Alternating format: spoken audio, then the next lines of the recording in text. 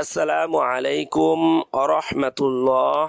আজ আমরা জানব বিপদে মুমিন তার ভাইকে ছেড়ে যায় না।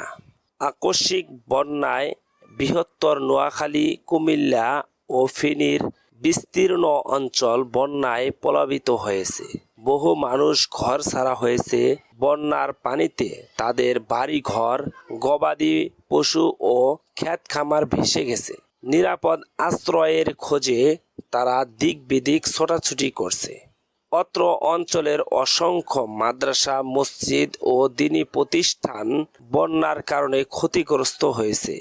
এ অবস্থায় একজন মুমিন হিসাবে আমাদের কিছু ঈমানি দায়িত্ব রয়েছে।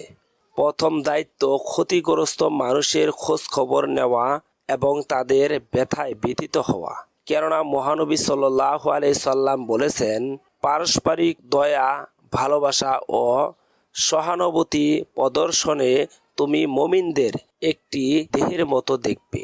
যখন শরীরের একটি অঙ্গ রোগে আক্রান্ত হয় তখন শরীরের সব অঙ্গ প্রত্যঙ্গ রাত জাগে এবং জ্বরের অংশ নেয়। সহিহ বুখারী হাদিস নাম্বার 6011। মুমিন হিসাবে আমাদের দ্বিতীয় দায়িত্ব, সাধ্য অনুসারে অসহায় ও দুঃস্থ মানুষকে সাহায্য করা।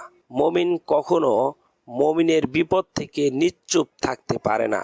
রাসূল আকরাম সাল্লাল্লাহু আলাইহি সাল্লাম বলেছেন, এক মুসলিম অপর মুসলিমের ভাই, কাজেই সে তার উপর নির্যাতন করবে না এবং তাকে অসহায় অবস্থায়ও ছেড়ে যাবে না। যে ব্যক্তি তার মুসলিম ভাইয়ের প্রয়োজন মেটাবে, আল্লাহ তার প্রয়োজন মেটাবেন। একইভাবে যে ব্যক্তি কোনো মুসলিমের বিপদ দূর করবে, আল্লাহ কিয়ামতের দিন তার বিপদ দূর করে দিবেন। আর যে ব্যক্তি কোনো মুসলিমের দোষ গোপন রাখবে, কিয়ামতের দিন আল্লাহ তার দোষ গোপন রাখবেন। সুনানে আবু দাউদ হাদিস নাম্বার 4893। আমরা যদি মানুষের কল্যাণের কাজ করি তবে আল্লাহ আমাদের সহায় হবেন। কেননা হাদিসে এসেছে, যতক্ষণ একজন মানুষ অন্য মানুষের কল্যাণের নিয়োজিত থাকবে, আল্লাহ তাআলাও তার কল্যাণরত থাকবেন। সহিহ মুসলিম হাদিস নাম্বার 6746। আলহামদুলিল্লাহ, ইমানি তাগিদ থেকে বহু সংখ্যক মানুষ বন্যারত মানুষের সাহায্যে এগিয়ে এসেছে। আমি জেনে অত্যন্ত খুশি হয়েছি যে ওলামায়ে কেরাম বিপদগ্রস্ত মানুষের সহযোগিতা, তাদের উদ্ধার করে নিরাপদ স্থানে পৌঁছে দেওয়ার ক্ষেত্রে অগ্রণী ভূমিকা পালন করেছেন। মাদ্রাসাগুলোতে ঘর হারা মানুষের আশ্রয় মিলেছে। আল্লাহ সবার নেক কাজগুলো কবুল করে নেন এবং আরো বেশি নেক কাজ করার তৌফিক দিন, আমিন। দ্বীনি প্রতিষ্ঠানগুলো দেশ ও জাতির অনেক বড় সম্পদ এবং ওলামায়ে কেরাম মানুষের জন্য আল্লাহর রহমত স্বরূপ। বন্যা প্লাবিত অঞ্চলে মাদ্রাসা, মসজিদ এবং তাতে কর্মরত আলেমরা ক্ষতির মুখোমুখি হয়েছেন। তাদের প্রতি লক্ষ্য রাখাও জরুরি মনে করছি। সেই আত্মমর্যাদাশীল আলেমদের বিশেষভাবে সহযোগিতা করা প্রয়োজন, যারা বিপদগ্রস্ত হলেও আত্মমর্যাদার কারণে কখনো কারো দ্বারস্থ হবেন না।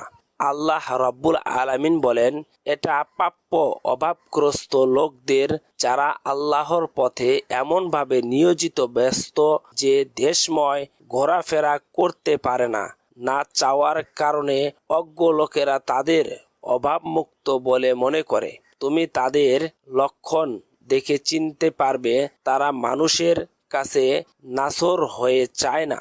যে ধন সম্পদ তোমরা ব্যয় করো, আল্লাহ তা সবিশেষ অবহিত। সূরা বাকারা আয়াত নং 273। আল্লাহ সবাইকে বিপদ আপদ থেকে রক্ষা করুন, আমিন। প্রিয় সম্মানিত দর্শক, আপনারা যারা আমাদের ভিডিও দেখেন, যদি ভালো লাগে অবশ্যই লাইক, কমেন্ট, শেয়ার করতে ভুলবেন না। আসসালামু আলাইকুম ওয়া রাহমাতুল্লাহ।